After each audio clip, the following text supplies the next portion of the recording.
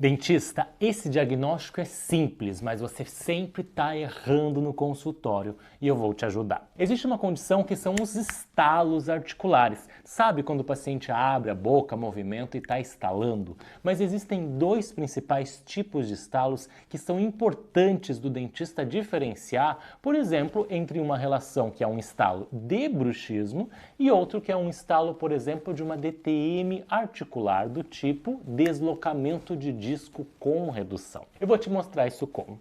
Existe um estalo que ele é geralmente no meio da abertura. O paciente está abrindo a boca e no meio da abertura ele estala. É um ruído único, de curta duração.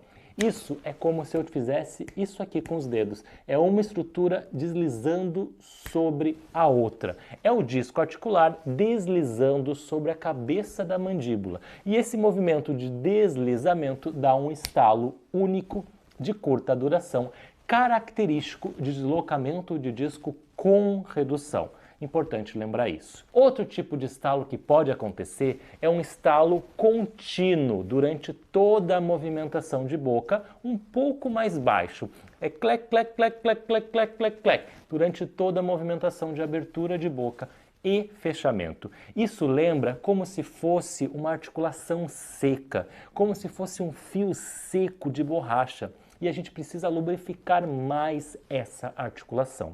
Isso a gente pode associar a uma pressão articular. Essa pressão articular está diminuindo toda a parte de lubrificação da articulação e dando, então, um barulho que a gente vai chamar de estalido, mais contínuo.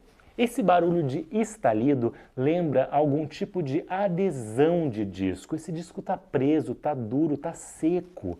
E isso pode ser pensado por uma pressão na articulação e pode acontecer por um bruxismo do tipo apertamento. O bruxismo em apertamento hoje é muito mais comum que seja o bruxismo em vigília. Pronto, com essa técnica simples você já começa a diferenciar, por exemplo, um estalo principal de um deslocamento de disco com redução para um estalido de uma adesão de disco, que é um sintoma do bruxismo, principalmente em vigília.